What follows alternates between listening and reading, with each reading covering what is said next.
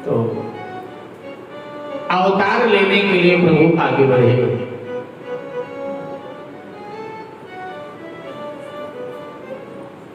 सारी तिथियां कतार में खड़ी हो। एकम ने कहा कि आप एक हो, ब्रह्म एको आस्ति द्वितीयो नास्ति। आप एक हैं और मैं भी एक हूं। आप आज अवतार भगवान और आगे बढ़े तो द्वितीया मिली। द्वितीया ने कहा कि हमारी तो बहुत महिमा है। द्वितीया का चंद्र शिव जी मस्तक पर धारण करते हैं और द्वितीया को लोग चंद्र दर्शन करते हैं, तो आप आज अवतार हैं। तो भगवान और आगे बढ़े तो तृतीया मिली। तृतीया ने कहा मैं वैशाख की आखा तीज हूँ, मैं वैशाख की अक्षय तृतीया हूँ, मैं स्वयं सिद्धि मुहूर्त हूँ। अक्षय तृतीया की कितनी महिमा है। तो कहा आप आज अवतार हो। भगवान और आगे बढ़े तो चतुर्थी मिली। उसने कहा मैं गणेश चतुर्थी हूँ। गणेश ने 12 के 12 अवतार चतुर्थी को ही लिया है। तो आप आज अवतार हो। गणेश जी के 12 अवतार हैं। गणेश पुराण जब आप पढ़ेंगे तो गणेश जी के 12 अवतारों का उसमें जिक्र है। और ये 12 के 12 अवतार गणेश जी ने चतुर्थी तिथि में ही लिए। चतुर्थी को ही चुना जब जब गणेश जी ने अवतार लिया। चतुर्थी तिथि गणेश जी को बहुत प्रिय है। तो भगवान और आगे बढ़े तो पंचमी मिली। उसने कहा आप ज्ञान स्वरूप हैं और मैं ज्ञान पंचमी हूँ, सो आप आज अवतार हो। भगवान और आगे बढ़े तो षष्ठी मिली। उसने कहा कि जी मैं षष्ठी देवी हूँ, मैं संतान को देने वाली देवी मानी जाती हूँ, मैं कार्तिकेय स्वामी की पत्नी हूँ, आप आज अवतार ले। तो भगवान और आगे बढ़े तो सप्तमी मिली। उसने कहा मैं शीतला सप्तमी हूँ, भगवती ने आज शीतला अवतार लिया था, तो आप आज अवतार। भगवान और आगे बढ़े तो अष्टमी मिली। उसने कहा मैं नवरात्रि की दुर्गा अष्टमी, और भगवती ने महिषासुर का मान वर्धन करने के लिए आज ही अवतार लिया था। दुर्गा अष्टमी है आज, आप आज अवतार। भगवान ने कहा देखो तुम सब में कहीं न कहीं अहंकार है और अहंकारी से मेरी बनती नहीं। किनसे बनती है? भगवान ने कहा निर्मल मन जन सो मोहि मोहि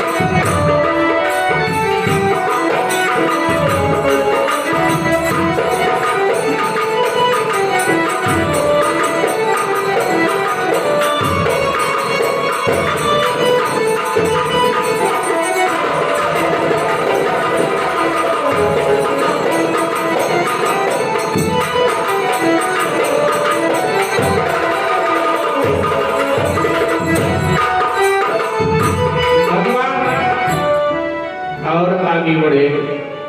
नवमी खड़ी थी। अच्छा, नवमी तिथि की गणना उन दिनों अच्छी तिथियों में नहीं होती थी, क्योंकि नवमी ऋक्तिका तिथि मानी जाती थी। किसी देवी देवता से नवमी का संबंध था। नवमी के पास भगवान पहुंचे तो नवमी सर झुकाए खड़ी थी। भगवान ने कहा, तू कौन? नवमी रोने लगी। अरे अरे, रो क्यों रही हैं आप? नवमी ने कहा, उन लोगों में गुण थे, अपने अपने गुण बताए, मैं ये हूं। नाथ, आपने ही सबको उत्पन्न किया है और आप ही पूछ रहे हो तुम कौन है? उन्होंने बताए जो गुण थे, हमें कोई गुण ही नहीं, मैं क्या बताऊं, मैं क्या हूं? नाथ सकल साधन में ही ना, कोई साधना नहीं। नवमी भगवान को प्रिय है। अभिप्राय यह है मेरे भाई बहन, जो विनम्र हो जाता है वो भगवान को प्रिय लगता है। अहंकारी नहीं भगवान को प्रिय लगता है, विनम्र भगवान को प्रिय लगता है। नवमी का एक करते झुक जाना, नीवा हो जाना। पंजाबी में हम बोले ना तो नीवा हो जाना। पंजाबी में कहते हैं ना, बंदिया नीवा होके चल। पंजाबी कवि ने कहा, बंदिया नीवा होके चल तो क्या लाभ मिलेगा? तो कहा, नीवे लू रब मिलता, परमात्मा विनम्र को ही मिला, अहंकारी को नहीं मिला। भगवान ने घोषणा किया कि मैं तो नवमी को अवतार, नवमी तिथि भगवान को होते। अरे कृष्णावतार में भी भगवान प्रकट अष्टमी को होते हैं, लेकिन भगवान का जन्मोत्सव कब मनाया गया? अगले दिन नवमी को मनाया गया, क्योंकि लोगों को तो अगले दिन पता चला ना। ये तो हम लोग अष्टमी में मनाते हैं, लोगों को तो अगले दिन पता चला। तो उत्सव भगवान कृष्ण का भी नवमी को ही। अच्छा, 9 अंक पूर्ण अंक है। 9 से बड़ा कोई अंक है ही नहीं। 9 से बड़ा कहाँ कोई अंक है? तो 9 अंक पूर्ण अंक है। अच्छा, 9 न कटता है न घटता है। 9 को काट के दिखाओ, 9 का पहाड़ा पड़ो, ना ये कटेगा ना ये घटेगा, 9 का 9 बना रहेगा, क्योंकि ईश्वर का प्रतीक है। और ब्रह्म न कटता है ना ब्रह्म घटता है, तो उन्हीं का प्रतीक 9 अंक है। तो ये भी घटता भी नहीं है और कटता भी नहीं है। 9 9 दूनी 18, 8 1 9, 9 3 36, 6 3 9, 9 का 9 बना रहता है। मेरे भाई बहन, जैसे भगवान ने घोषणा किया मैं नवमी तिथि को अवतार लूंगा, तो शीतल मंद सुगंध पवन बह चला। ऋषियों ने पूछा पवन देवता से, क्या मामला है? शीतल मंद सुगंध 3 प्रकार से बह रहे हो। ये पवन के गुण है 3। शीतल हो, ध्यान दीजिएगा, शीतल हो, और शीतल के साथ साथ तीव्र ना हो, मंद हो, और मंद के साथ साथ सुगंध हो। पवन देवता से पूछा, क्या बात है? बड़ी प्रसन्नता, बड़े आनंद में हो। पवन देवता ने कहा, अयोध्या में भगवान का अवतार होने वाला है। बोले, अवतार अयोध्या में होगा और प्रसन्न तुम हो रहे हो, अयोध्या में अवतार से तुम्हें क्या लाभ होगा? पवन देव ने कहा, जिन भगवान का अयोध्या में अवतार हो रहा है, उन परमात्मा की सेवा में मेरा बेटा हनुमान जाएगा, और बेटे के साथ मेरा नाम भी दुनिया में अमर हो जाएगा। जब मेरे बेटे की जय जयकार होगी तो मेरे बेटे के साथ मेरा नाम भी लोग जोड़ेंगे। आप सब कई बार बोलते हो ना, बोलो पवन सुत हनुमान की जय। तो इसलिए मुझे प्रसन्नता है, आनंद है। पर्वत अपने कंदराओं से मणि मुक्ताओं को बाहर फेंकने लगे। पर्वतों से ऋषियों ने पूछा, क्या बात है? ये अपनी संपत्ति ऐसे फेंक क्यों रहे हो? बोले, फेंक नहीं रहे, न्यौछावर कर रहे। काहे का न्यौछावर? अयोध्या में भगवान आ रहे हैं। बोले, भगवान अयोध्या राजमहल में न्यौछावर यहाँ पहाड़ों पर क्या लाभ है? पर्वतों ने कहा भविष्य में बहुत बड़ा लाभ होगा। बोले क्या? बोले जब भगवान वनवास लीला करेंगे तब 14 वर्षों तक नंगे पांव पर्वत पहाड़ियों पर घूमेंगे और हमें भी चरण छूने का अवसर मिल जाएगा। वृक्षों में वनस्पतियों में बिना ऋतु के ही फल फूल आ गए। कुछ तो ऋतु वाले थे, उसी ऋतु के थे जिस ऋतु में भगवान आए, उसमें फल आना तो स्वाभाविक है।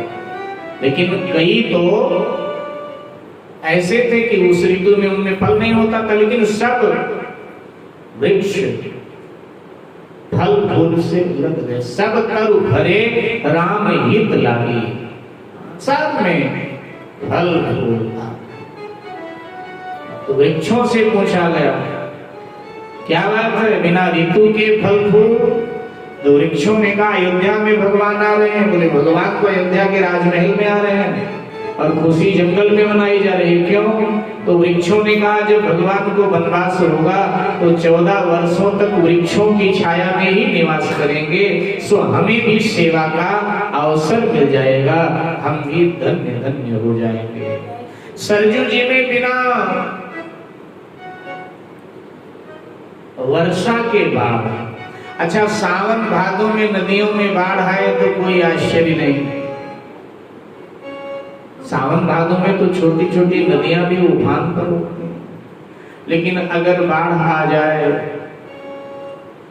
चैत में, जब बड़ी बड़ी नदियां सूख जाती हैं तो फिर आश्चर्य की बात।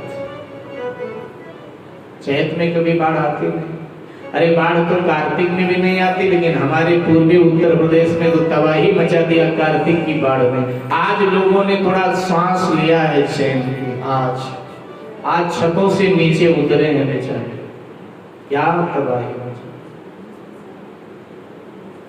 हमारे पैतृक जिला में भी यही हाल तांडव बाढ़ का कार्तिक में। लोग कह रहे थे कि सन 69 में, बुजुर्ग बताते हैं कि सबसे बड़ी बाढ़ आई थी सन 69 में, लेकिन ये तो 69 से भी कई गुना बड़ी बाढ़ थी जो अब आई कार्तिक मास। तो सरजू में जल सरजू में हिलोर ले रहे, हिलो सरजू माँ से ऋषियों ने पूछा माँ इतना पानी? सरजू माँ ने कहा पानी नहीं है बाबा, तो क्या? अरे मेरे प्रेम के खुशी के आंसू। अति सुख में भी तो आंसू आते हैं, अति सुख, ये सुख के आंसू, आनंद के। काहे का आनंद? अरे आज अयोध्या में भगवान प्रकट होने वाले हैं, जी भर कर उनका दर्शन करूं। तो ऋषियों ने कहा सरजू जी से कि माँ आपकी ससुराल तो क्षीर सागर में, और क्षीर सागर में भगवान से सैया पर सोते रहते हैं, तो वहां क्या आपने भगवान का दर्शन नहीं किया? सरजू जी ने कहा किया, लेकिन आनंद नहीं आ रहा। क्यों?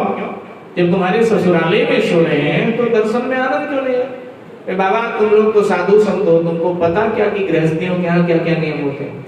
अरे ससुराल में बहू को घूंघट करना पड़ता है, तो वहां हमने भगवान का दर्शन किया, लेकिन घूंघट में से किया। घूंघट में से किया तो ढंग से भगवान का दर्शन हो नहीं पाया, बीच में घूंघट आ गया ना, तो इसलिए ढंग से मैं भगवान को निहार नहीं पाई, देख नहीं पाई। अयोध्या मेरा मायका है, आज मेरे मायके में भगवान आ रहे हैं, और मायके में किसी भी बहन बेटी को घूंघट नहीं करना पड़ता है, तो जरा यहाँ घूंघट हटा करके जी भर के भगवान का दर्शन करूंगी, क्योंकि अभी हमने जी भर के देखा नहीं, अभी हमने जी भर के दर्शन नहीं किया, आज जी भर के दर्शन। दूसरा कारण हमारे संत लोग बताते हैं कि देखो ये नारी मन है, युग कोई भी रहा हो, लेकिन नारी मन की हालत तो ऐसे ही होती है। ऐसे तो महात्मा लोग बताते हैं कि देखो ये नारी मन है, सरजू जी भी नारी है, स्त्री जाति से। नारी के ससुराल में कोई मंगल उत्सव हो, नारी के ससुराल में कोई मंगल घटना घटे, कोई मंगल उत्सव हो, तो कुछ खास वो प्रसन्न नहीं होती।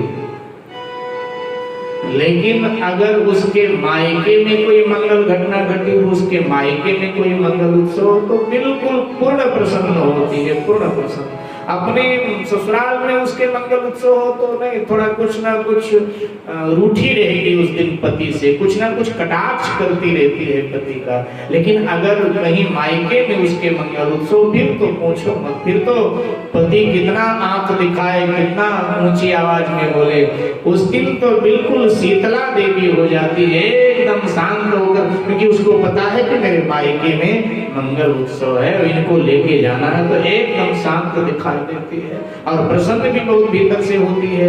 तो चूंकि सरजू जी भी नारी हैं और अयोध्या उनका मायका है, उनके मायके में भगवान आ रहे हैं, तो प्रसन्नता होना स्वाभाविक है।